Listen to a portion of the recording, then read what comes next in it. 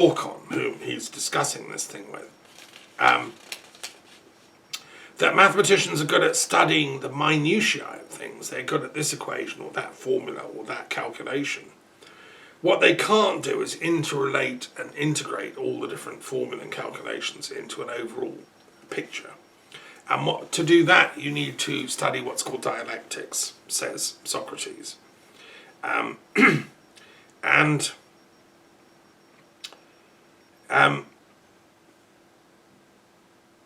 what is more, I take it that if the investigation of all these studies goes far enough to bring out their community and kinship with one another, and to infer their affinities, then to busy ourselves with them contributes to our desired end, and the labour taken is not lost, but otherwise it is in vain. I too so surmise, said he, but it is a huge task of which you speak, Socrates. Yeah, understatement. So basically what Socrates is saying there is that we have to get all the branches of knowledge to kind of speak to each other, to collaborate, to talk to each other, and compare and contrast, be it music, maths, art, philosophy, ethics, spirituality, comparative religion, all the branches of maths, geometry, etc. That's what he means by the art of dialectic, which is ultimately to glimpse the one, or the good, which is what's hiding in all the forms of knowingness. And, thank you, Plato. He puts it into these beautiful dialogues. And the mathematician has an honourable role in that, but not a commanding or dominating one. And I think my problem with the school curriculum around the world at the moment is maths has sort of taken control too much. And not everybody is very good at maths because it requires certain degrees of abstract thinking. Well, that shouldn't be a problem. Maybe somebody's much better at music or art or history or geography. They're all equally valid forms of knowledge, and we've been privileging maths, I think, way too much. And so my book on religion and maths is an attempt to right that balance and say, look, religious studies is at least as important as maths. I would argue it's more important because, maths teaches you nothing about ethics, nothing whatsoever. You can use maths to create atomic bombs that will blow up the world. You can use maths to create COVID-19 if you're a bioweapons fiddler around with viruses. And if this is what we're suffering from, someone, somewhere, good at maths has created this thing. So maths can be misused and is a very powerful tool. No, it's just a tool. Ethics is about which tools you use when and for what purpose and why. And it asks the questions about meaning and application of knowledge. So I think it's at least as important. I would say it's more important than maths. I don't care if my son or daughter came out of school not knowing much about maths. I would care a huge amount if they came out not knowing the difference between right and wrong, and lying and cheating and thinking that's okay. So yeah, we parents of the world, teachers of the world, have an ethical duty to fight back against the curriculum designers who are trying to create an ethically neutral curriculum, as if just knowledge itself, maths, technology, science, without any values, without any ethics, is what matters. And then they award themselves, brownie points. They appoint themselves to dominating positions in the learned societies, and they fundamentally corrupt society by that thought that knowledge is value-free. And that's why we're all on lockdown. Ultimately, it's the misuse of science for the wrong kinds of purposes, and privileging of that concept that knowledge can be ethically neutral. No, it can't. That's the path to Nazism and the misuse of science and Stalinism and all the horrors of the modern technological misuse of power. Anyway, enough of that. That's what I'm working on, Religio Mathematica. To me, Brexit is yet another example of all that I'm talking about. And so my campaign against Brexit is continuing. I've just put together a website and a project for the United Opposition to Brexit, UOB. And I think this quite a good website, if I say it myself. I put it together, lots of things on there, and I'm proposing that the oppositional parties in the UK that oppose Brexit, all of them from Northern Ireland, Scotland, Wales and England, should come together in a grand alliance and oppose Brexit intellectually, morally, ethically and politically. And that's the Greens, it's Plaid Cymru, it's the Liberal Democrats, it's the Scottish National Party, and it's some other parties. It's the Alliance Party in Northern Ireland, it's the SDLP, and sadly John Hume, who was its founder, has just died, but his spirit goes marching on. And it's Sinn Féin as well, because they don't want Brexit either, they're not stupid. And basically it's the sort of anyone vaguely centre-left green, or Celtic fringe types are against Brexit. The only people that are for it are the oligarchical, capitalist, military elites that have stolen control of the City of London. I mean, even genuine financiers and proper economists are against Brexit. It's a very weird subculture, the Brexit cult, and it will be exposed as such.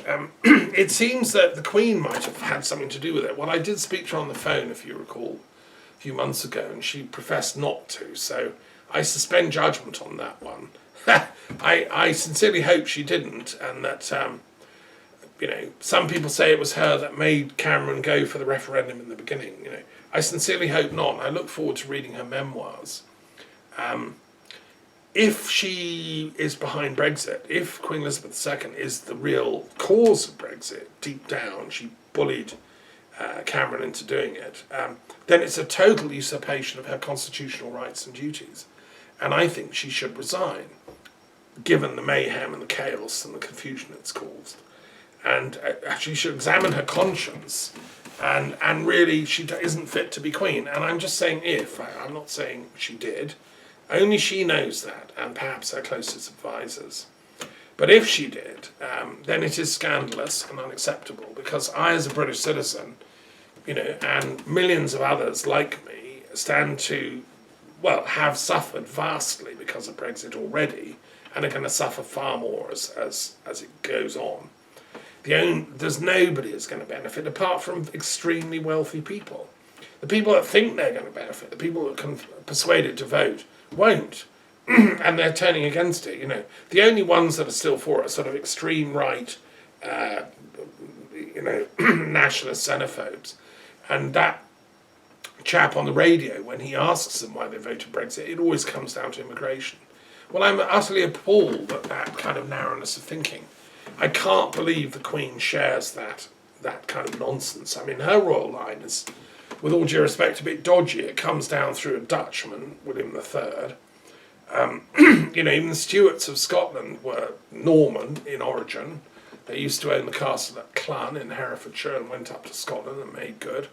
I mean, the British royalty are all imports. From going further back, the Anglo-Saxons who came from Angeln in northern Germany, Danish area. And so the Anglo-Saxons are actually Europeans. I mean, this is the irony and paradox and stupidity of Brexit. I'm not sure, where the Queen studied ethics, to be honest, political ethics.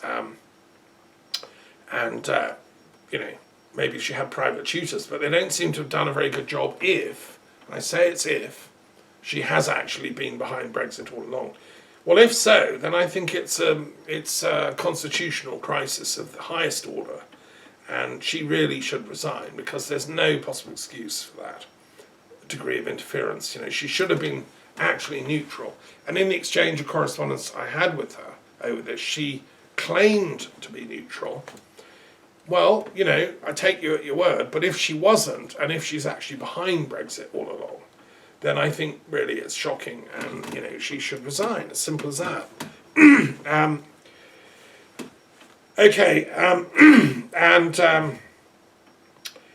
I'm about to set up a Truth and Reconciliation. Let's get this right. International Historical Commission of Inquiry into 9/11. That will be done this September. Possibly not on 9/11 itself, because there's a big gathering of the 9/11 movement on that day, and I don't want to clash with them. I will be part of that. It'll be sometime after, but it's going to be happening. and I'm in touch with historians around the world. This is a totally neutral, objective, scientific, historical project, because I have several hats. My other hat is a historian. My PhD is in intellectual history, which straddles philosophy and history. But, I love history, and I take very great pains to get my historical facts right in anything I'm teaching or saying. I will I've been taught the methodology of being exact in my judgments. And I find it really uncomfortable that we're living through a time in history when we can't be exact about our judgments. And 9/11 is the beginning of that. We do not know who was behind that attack on New York, which is a city I know and love dearly. I've spoken twice at the UN headquarters there. I'm shocked and appalled that historians haven't yet got together a commission. So I'm doing it myself, And any historian that's fully qualified, you've got a degree in history, preferably got a PhD, get in touch if you want to be part of the commission. We will investigate the evidence and we will report back to humanity what we find. And we will be including historians from all different cultures, all of Europe, European countries, and the Americas, the Middle East, Asia, Africa, etc. This is a global issue, and historians all over should be involved. Okay, so that's what I've been up to. I've been quite busy, and August, it's supposed to be holidays. For me, I suppose it is holidays because this is holy days.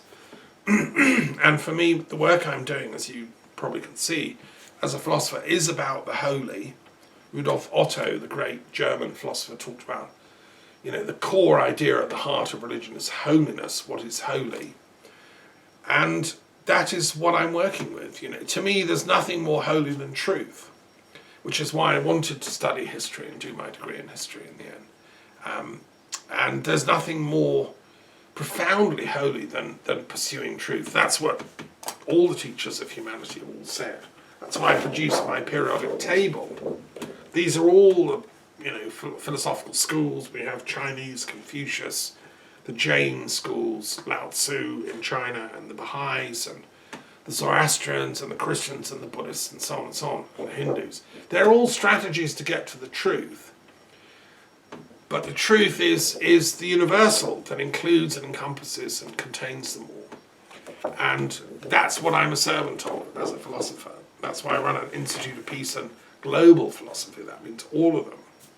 And so that to me is the most holy thing one can do.